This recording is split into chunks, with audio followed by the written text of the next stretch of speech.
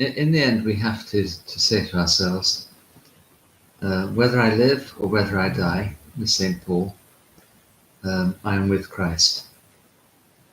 And we all see, by and large, we wish to live, dressed as it says in the book of Genesis, we are in clothes of skin.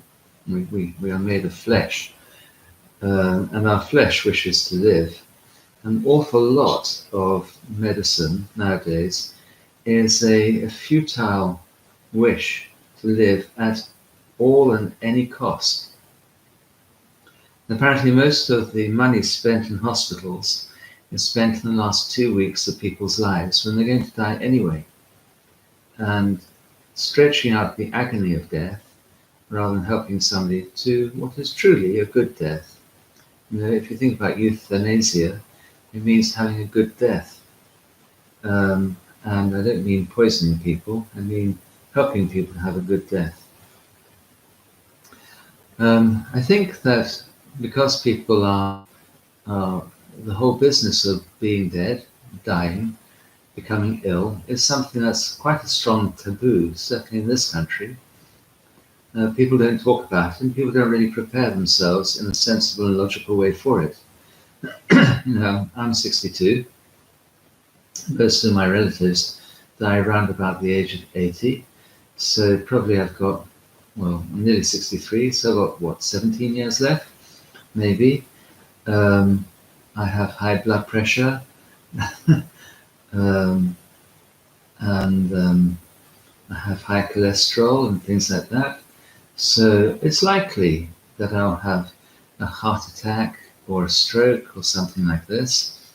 I think one really needs to just live with the fact that, you know, that these are our daily possibilities. A friend of mine was beaten to death the other day. There are other people we know who have died of COVID in the last little while.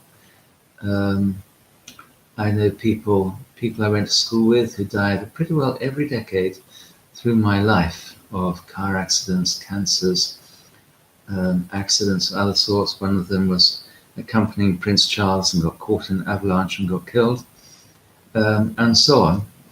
And there's something to be said for saying, okay, well, I'm not going to be fearful about what might happen in the future, but I am going to live today to the absolute best of my ability and glorify God in every way that I can today. Let tomorrow worry about itself. And if sometime today or tomorrow or the next day or sometime soon I have a massive heart attack or a mild heart attack or a stroke or something, then I have to live with that.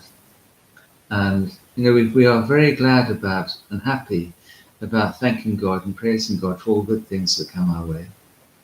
We need also to do exactly the same about the bad things and difficult things that come our way too. And that can be very hard. And it's often in those sorts of times that we grow the most. You know, it's rather like with prayer and spirituality. When do you really grow in prayer? When do you really grow as a spiritual person? When do you really do that? The answer to both of those is when it's really, really tough. Really tough. When you pray despite the fact that it is dry as dust. Really difficult. It's a hard uphill struggle, even to get anywhere near the icon corner, let alone lift up your eyes towards Christ and pray towards him. When do we really grow spiritually? When everything else has been tried, like that woman we had last Sunday, when everything else has been tried, she spent all that she had on doctors and got no better, and then she sees Christ and touches the fringe of his robe, and then she is made better. And that's the point where she grows. She's tried everything, it's been really tough for her, an utter outcast, completely thrown out of everything and anything to do with the local village, because she is always going to be ritually unclean. And absolutely in the depths of despair, her last possible hope is reaching out and touching the fringe of his garment. And that's when she is healed. And it's the same with us too.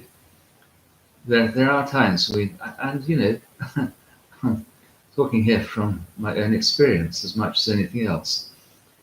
When you get to the absolute nadir of your existence and your experience and your ability, and you completely lose any confidence in anything you're able to offer anybody, let alone God, that is the point, really, where you begin to grow.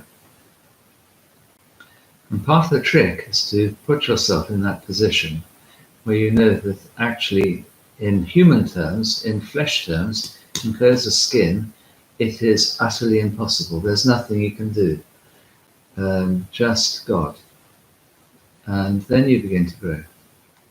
When your prayers are absolutely awful, they mean nothing to you at all, and yet you still take out the Psalter and you do the Kathisma for the day, then God will enlighten you. When, you know, that's the way it is. You know, St. Paul, he bobbed up and down in the middle of the Mediterranean for quite a long time, finally managed to make it to shore. They were thrown around by storms all the time. What was he doing? He was praying. And having fasted all this time, he then says to them, right, now's the time to get on and eat. Right.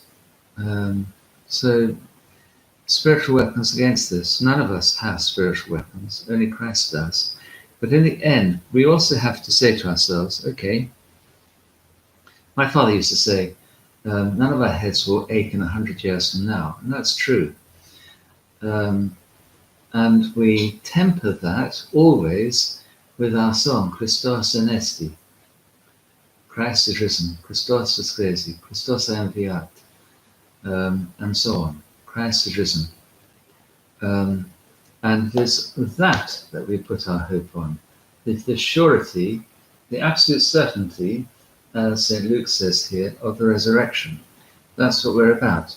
And in the resurrection, the other things, although inconvenient and difficult and hard, take their own place. And therefore we can afford to not to worry about things like cancer.